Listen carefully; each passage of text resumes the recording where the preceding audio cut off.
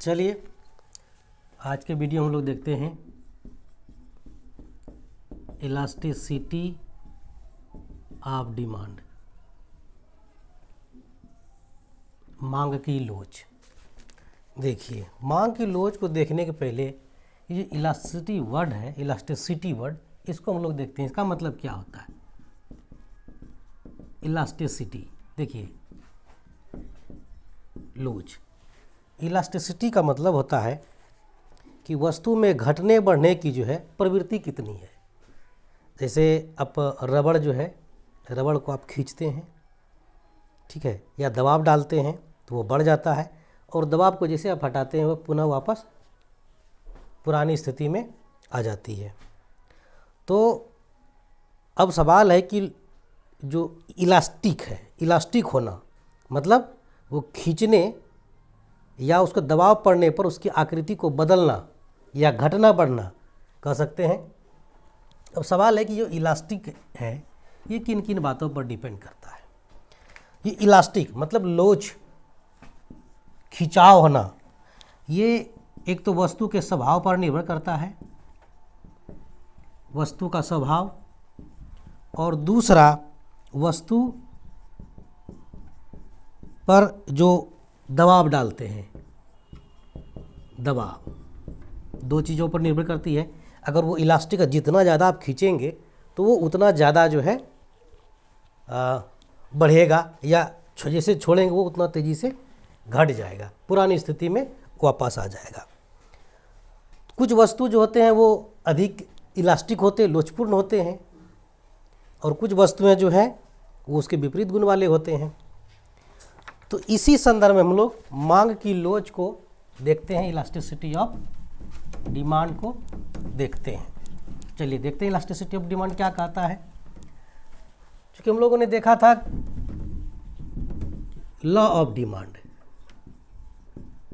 Law of demand, और हम लोग अभी देख रहे हैं elasticity of demand, elasticity of demand. Law of demand क्या कहता है? देखिए, लॉ ऑफ डिमांड सिर्फ आपको ये बताएगा कि कीमत घटने पर उसकी मांग बढ़ जाएगी या कीमत के बढ़ने पर उस वस्तु की मांग घट जाएगी।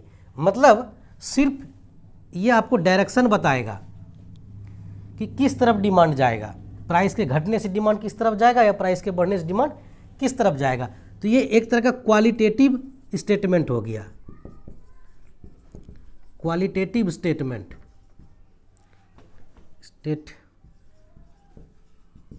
कौन? Law of demand. ये लॉ ऑफ डिमांड एक क्वालिटेटिव स्टेटमेंट है जो सिर्फ आपको ये बताएगा कि प्राइस के घटने से डिमांड किस डायरेक्शन में जाएगा या प्राइस के बढ़ने से डिमांड किस डायरेक्शन में जाएगा। लेकिन ये यह नहीं, लॉ ऑफ डिमांड यह नहीं बताएगा कि अगर प्राइस कम हुआ तो वस्तु की डिमांड कितनी बढ़ेगी, या वस्तु का प्राइस अधिक हुआ तो उसका डिमांड कितना बढ़ेगा। तो इस बात की जानकारी हमें कौन देता है? Elasticity of demand. तो इलास्टिसिटी ऑफ डिमांड बताएगा आपको कि किसी वस्तु की कीमत जब कम होती है तो उसकी मांग कितनी परिवर्तित होगी। तो इलास्टिसिटी ऑफ डिमांड एक तरह का ये क्या हो गया? क्वांटिटेटिव डाटा स्टेटमेंट हो गया, क्वांटिटेटिव स्टेटमेंट। क्या बताएगा यहाँ? ये बताएगा कि भाई अगर मान लीजिए मांग में 10% का चेंज, कीमत में 10% का परिवर्तन हुआ तो उसकी मांग में कितना परिवर्तन होगा। चलिए अब देखते हैं मांग की लोच को। देखिए, मांग की लोच क्या कहता है? अन्य बातों के समान रहने पर, अन्य बातों के समान रहने पर, ये अन्य बातें क्या है? अन्य बातों में है उपभोक्ता की आय, उपभोक्ता की आय, उपभोक्ता की रुचि, टेस्ट जो कहते हैं, उपभोक्ता का स्वभाव,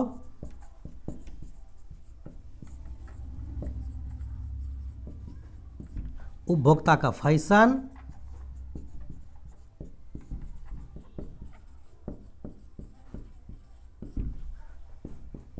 उपभोक्ता का व्यवहार,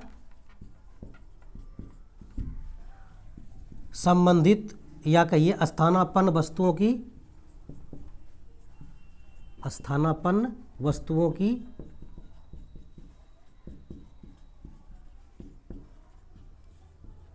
नवीन जानकारी। देखिए ये सारी चीज़ें जब स्थिर रहेगा, आय नहीं बदले, रुचि स्वभाव चेंज ना हो, फैशन चेंज ना हो, उसका व्यवहार चेंज ना हो, कोई स्थानापन्न वस्तुओं की जानकारी ना मिल जाए, इन सब चीज़ों के समान रहने पर क्या होगा कि कीमत में परिवर्तन के फलस्वरूप उस वस्तु की मांगी गई मात्रा में परिवर्तन को बतलाएगा। अब कैसा परिवर्तन होगा जो बतलाएगा? देखिए, अन्य बातों के समान रहने पर किसी वस्तु की कीमत में आनुपातिक परिवर्तन, किसी वस्तु की कीमत में आनुपातिक परिवर्तन, प्रोपोर्शनेट चेंज या कहिए परसेंटेज चेंज,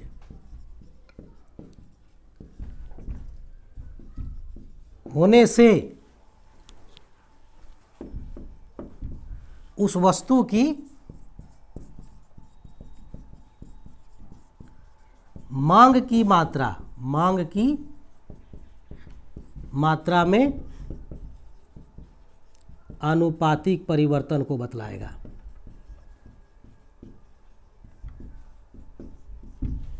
बताता है। और मांग की लोच को हम लोग लिखते हैं ईडी, इलास्टिसिटी ऑफ डिमांड। क्या बताएगा? देखिए, कीमत में आनुपातिक परिवर्तन, या इसको लिख सकते हैं प्रतिशत परिवर्तन, इस तरह से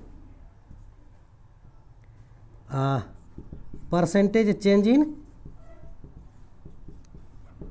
प्राइस और percentage change in quantity demanded,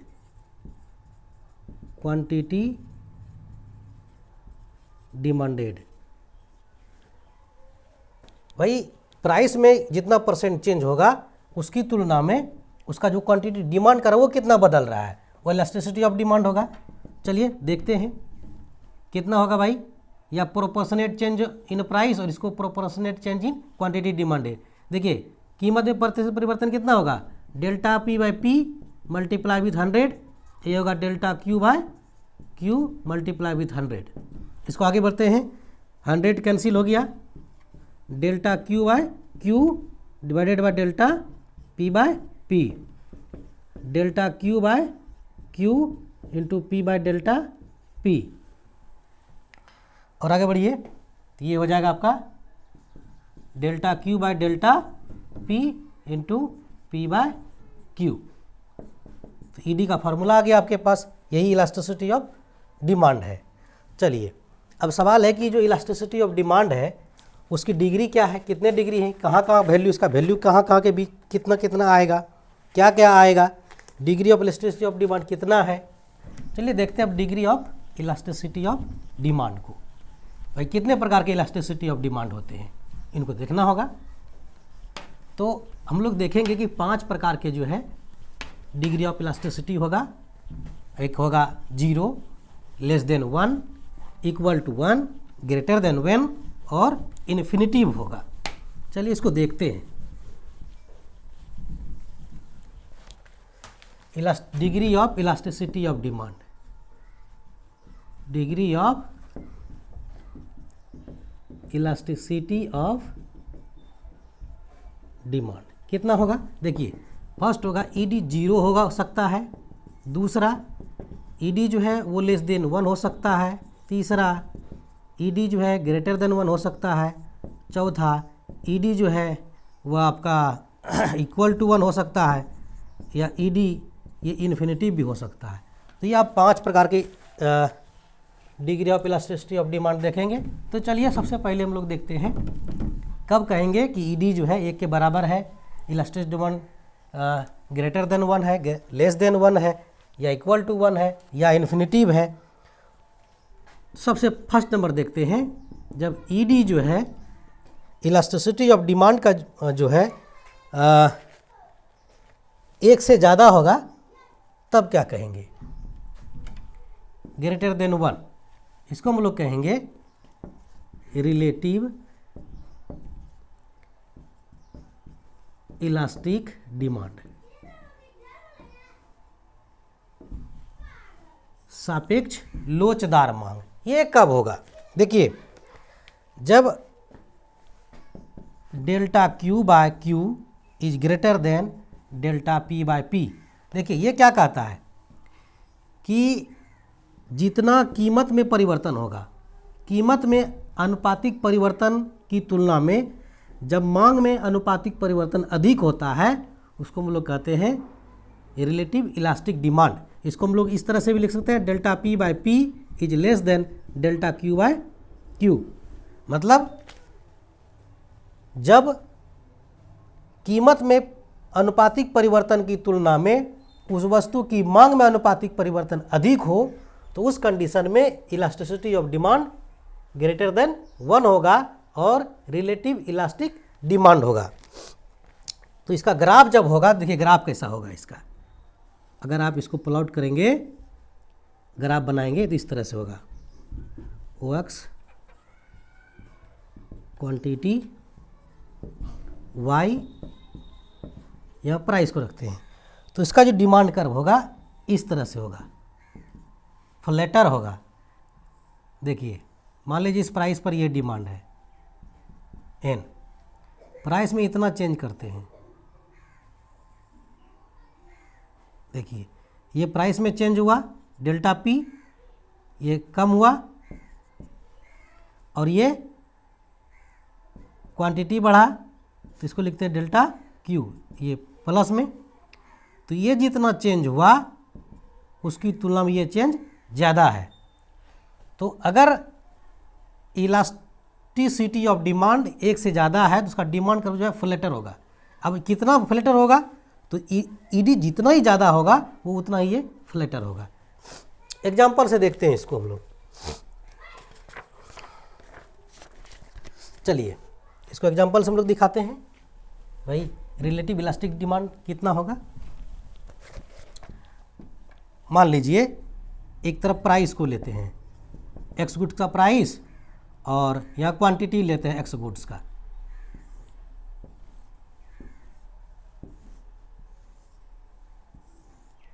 चलिए मान लीजिए 5 रुपया प्राइस था तो 10 यूनिट का डिमांड होता था, और अब 4 रुपया प्राइस हो गया तो 15 यूनिट का डिमांड होने लगा। तो पहले वाले प्राइस को P1 मान लीजिए, दूसरे वाले को P2 मान लीजिए, इसको Q1 मान लीजिए और इसको Q2 मान लीजिए। तो यहाँ पर ED कितना होगा? यहाँ डेल्टा P कितना है? प्राइस कितना चेंज हुआ? 5 से बढ़ 4 हो गया, तो मतलब 4 में 5 माइनस कीजिए, -1, और डेल्टा Q कितना हो गया? 10 से बढ़ के 15 हो गया, तो 15 माइनस 10 5 हो गया। यहाँ इलास्टिसिटी ऑफ डिमांड कितना होगा? ED का वैल्यू कितना होगा आप देख सकते हैं।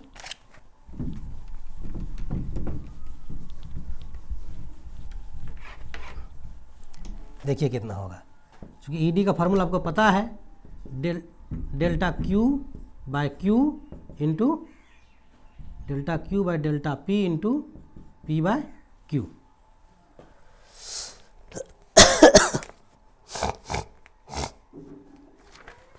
निकालिए, डेल्टा Q हो गया 5, डेल्टा P हो गया -1, P हो गया जो इनिशियली प्राइस था 5 का, और Q हो गया जो इनिशियली Q था 10 का।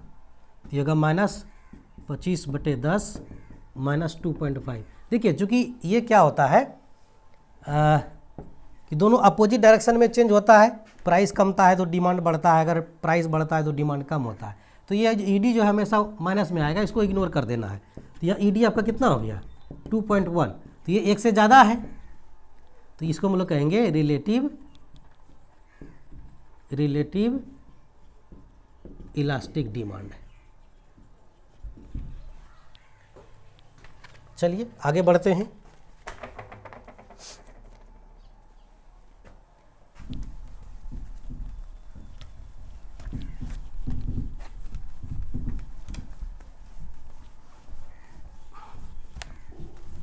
आगे हम लोग देखेंगे इन इलास्टिक डिमांड को। दूसरा रिलेटिव इन इलास्टिक डिमांड। यहाँ जो ईडी है वो लेस देन 1 होगा, उसको इनइलास्टिक कहेंगे। तब जब इनइलास्टिक होगा तब क्या होगा, देखिए delta P by P is greater than delta Q by Q, या इसको लिख सकते हैं delta Q by Q is less than delta P by P. ये क्या कह रहा है, ये कह रहा है कि जितना उसके कीमत में अनुपातिक परिवर्तन होता है या प्रतिशत परिवर्तन होता है, उससे कम उसकी मांग में अनुपातिक परिवर्तन होता है। जैसे मान लीजिए कि अगर कीमत 10% बढ़ता है, प्राइस अगर 10% इंक्रीज करता है तो क्वांटिटी इसका 10% इंक्रीज नहीं करेगा, इससे कम मान लीजिए 8% 7% इस तरह से करेगा। तो क्या कहता है, ये जो आप देख रहे हैं delta P by P greater than delta Q by Q, कि जितना प्राइस कीमत में अनुपातिक परिवर्तन की तुलना में उसकी मांग में अनुपातिक परिवर्तन कम होता है। और इसका जो ग्राफ होगा, जो डिमांड कर्व होगा, डीडी कर्व इस तरह से होगा।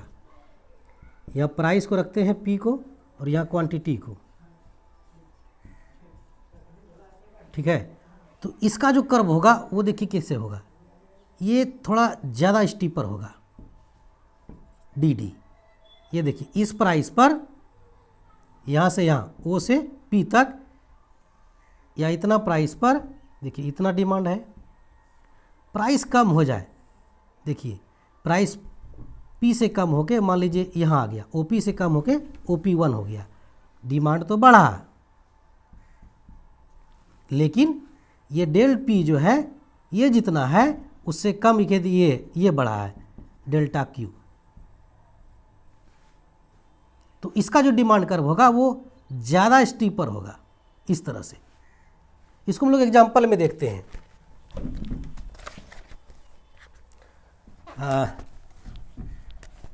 देखते हैं इसको,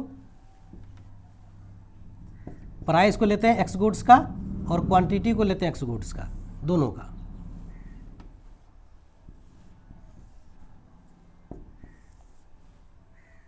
मान लीजिए प्राइस जब 10 रुपया पर यूनिट है तो उस समय डिमांड इसका 40 का होता है, और अगर जब प्राइस कम होकर 2 रुपया हो जाता है, इसका प्राइस क्वांटिटी डिमांड जो है वो 50 का हो जाता है। तो पहले जो प्राइस था P1 मान लीजिए, बाद में जो घट के हुआ P2 मान लीजिए। जो 10 रुपया पर यूनिट के दर से डिमांड हो रहा था उसको Q1 मान लीजिए, कीमत घटने पर जो नया डिमांड हो गया उसको Q2 मान लीजिए। तो बताइए यहाँ पर डेल्टा पी कितना हुआ, प्राइस में कितना परिवर्तन हुआ, P2 माइनस P1, तो 2 माइनस 10 माइनस 8, और डेल्टा क्यू कितना होगा, Q2 माइनस Q1, तो 50 और माइनस 40 10। ये देखिए हमेशा अपोजिट आएगा, एक नेगेटिव एक पॉजिटिव। तो इलास्टिसिटी ऑफ डिमांड जब हम लोग निकालेंगे तो उसको इग्नोर करेंगे।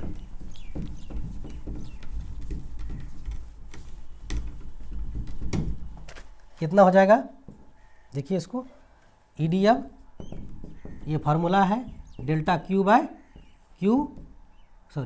Delta P into P by Q. तो ईडी कितना हो गया, डेल्टा क्यू कितना है 10 है, डेल्टा पी माइनस 8 है, पी कितना है इनिशियल प्राइस 10 है, इनिशियल क्यू कितना है 40 है। ये ईडी कितना हो गया 100 बाय 320, ईडी कितना हो गया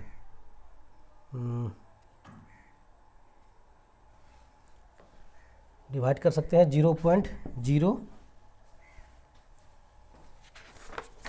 दीजिए, देखिए कितना होता है 3125, यही होगा। तो ये देखिए कितना हो, 1 से कम है, इसको यहाँ ईडी हो गया लेस देन 1, मतलब रिलेटिव इन इलास्टिक डिमांड इसको कहते हैं।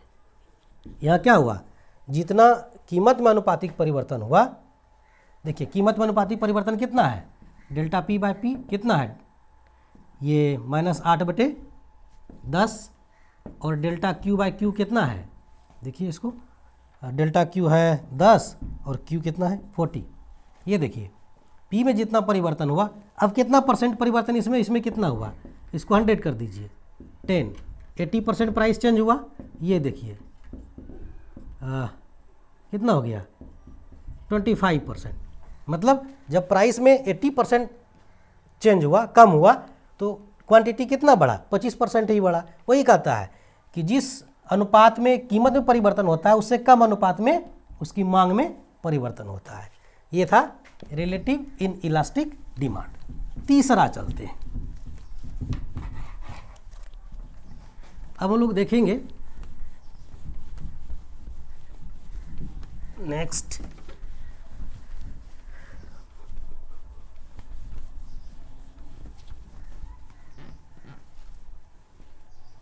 तीसरा, यूनिट इलास्टिक डिमांड। यहाँ ईडी जो है 1 के बराबर होगा। यहाँ क्या होगा, कीमत में अनुपातिक परिवर्तन और उसकी उस वस्तु की मांग में अनुपातिक परिवर्तन दोनों बराबर बराबर होगा। यदि कीमत में परिवर्तन होता है 10%, तो उस वस्तु की जो डिमांड परिवर्तन होगा वो भी 10% ही चेंज होगा। अगर कीमत 10% कम होता है, उसका डिमांड 10% बढ़ जाएगा। चलिए इसको देखते हैं हम लोग। और तो इसका जो ग्राफ होगा, अब इसको लिखिए, चाहे इसे लिखिए, delta Q by Q is equal to delta P by P. इसका जो ग्राफ होगा ओ एक्स वाई, ये दोनों बराबर बराबर मात्रा में चेंज होगा, डी डी कर। मान लीजिए इतना,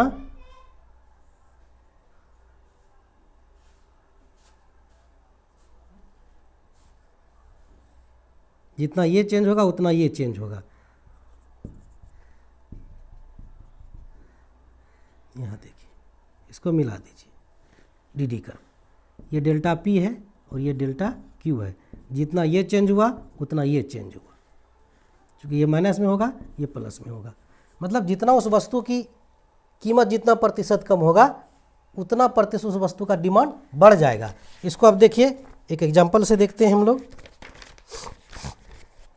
मान लीजिए एक्स कमोडिटी का प्राइस लेते हैं, क्वांटिटी लेते हैं एक्स का,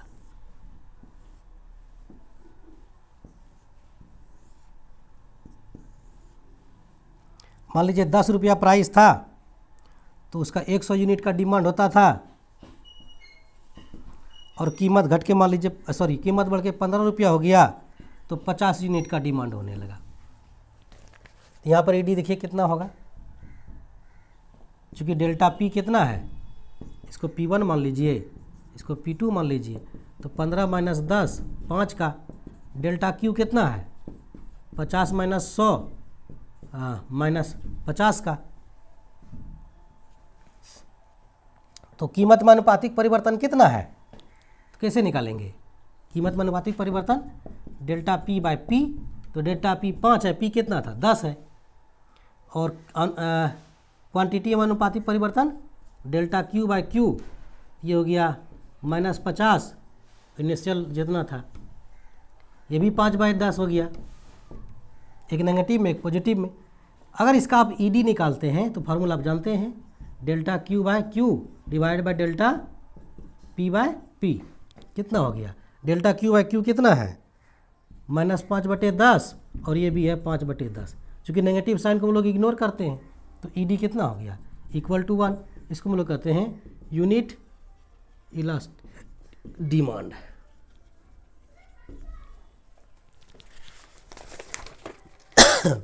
चार नंबर हम लोग देखेंगे परफेक्टली इलास्टिक डिमांड। ये क्या है परफेक्टली इलास्टिक डिमांड? क्योंकि हम लोगों ने देखा कि degree of elasticity of demand के 5 टाइप्स हैं, तो हम लोग ने अभी तक 3 को ही देखा है, चौथा हम लोग देखेंगे। चौथा जो है वह है perfectly elastic demand, 4 number, perfectly elastic demand. ये क्या कहेगा, देखिए इसमें क्या होता है, यहाँ जो ईडी होगा वो होगा इन्फिनिटिव इलास्टिक डिमांड। कैसे होगा भाई, देखते हैं। यहाँ जो कीमत में परिवर्तन होगा वो लगभग जीरो नहीं के बराबर होगा।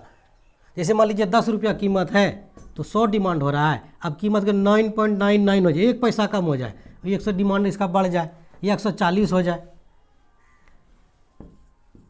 तो इस तरह के डिमांड होगा जब, तो क्या कहेंगे, इसको कहेंगे कि आप कीमत चेंज हुआ है, एकदम नाम मात्र का है 0.01, इसको तो आप जीरो ही लिख सकते हैं। इसीलिए हम लोग लिखते हैं कि कीमत में परिवर्तन जो है वो लगभग नहीं, डेल्टा पी बाई पी लगभग जीरो के बराबर होता है, लेकिन इसका डिमांड बढ़ता है घटता है।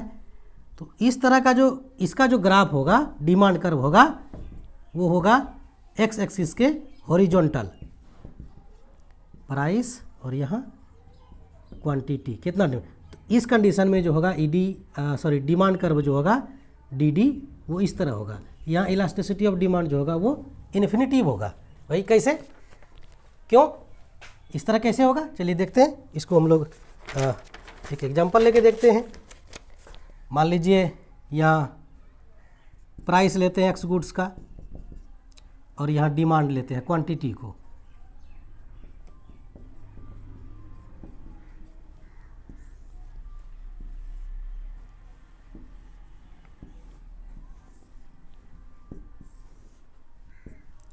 मान लीजिए 10 रुपया कीमत था तो 100 यूनिट का डिमांड होता था, और अब कीमत मान लीजिए 9.99 रुपया हो जाए, इसका जो डिमांड है वो बढ़ के 130 हो जाता है।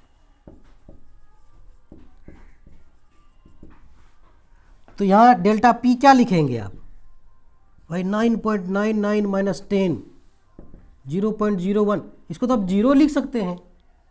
और यहाँ डेल्टा क्यू कितना होगा 130 माइनस 100, 30 यूनिट का। तो यहाँ ईडी कितना होगा, इलास्टिसिटी ऑफ डिमांड आप निकाल सकते हैं, यह है delta Q by Q divided by delta P by P. चलिए देखते हैं डेल्टा क्यू कितना है भाई, 30 है, और क्यू कितना है शुरू इनिशियली क्यू 100 है, डेल्टा पी यहाँ कितना है 0, और इनिशियली प्राइस 0, इसको हम 0 मान सकते हैं, एकदम कम परिवर्तन हुआ। तो ये हो गया आपका 30/100, और ये 0 में 10 से डिवाइड करेंगे तो कितना होगा 0।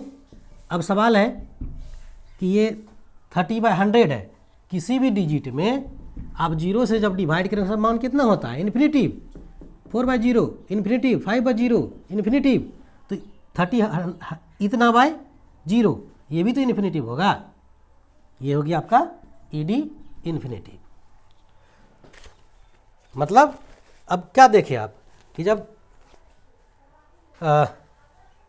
कीमत में एकदम नहीं के बराबर अनुपातिक परिवर्तन हो, एकदम नहीं के बराबर अनुपातिक परिवर्तन कीमत में कितना हुआ, यहाँ आप देखिए कितना हो गया है, डेल्टा पी बाई पी करेंगे आप, delta P 0.01, P initially price 10 है तो 0.001, ये देखिए इसको क्या लिखेंगे आप, 0 ही लिखेंगे अनुपातिक परिवर्तन।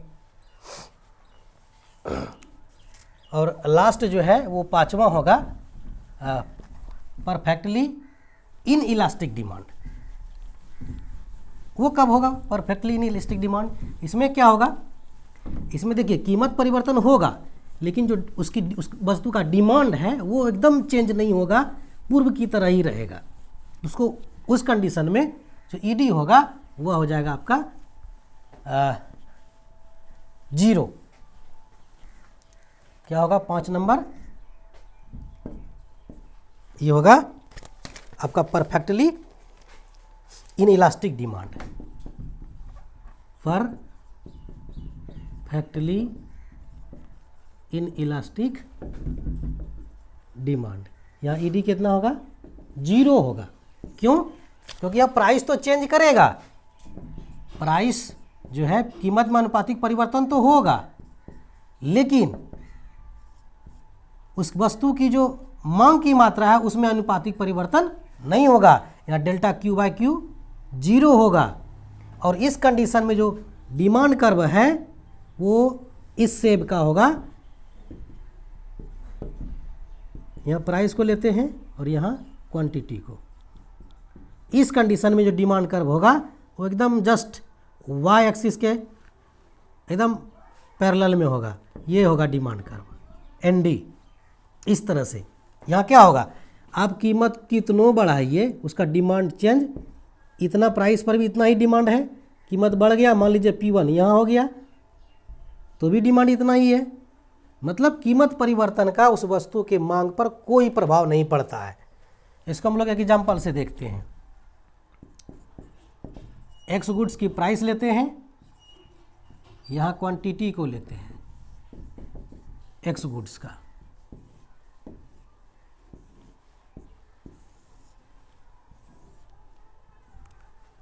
मान लीजिए कि शुरुआती कीमत जो है वो 10 रुपया है। 10 रुपये पर 100 यूनिट का डिमांड होता है। कीमत बढ़ के 20 रुपया हो जाए तो भी उसका डिमांड जो है 100 यूनिट ही रहता है।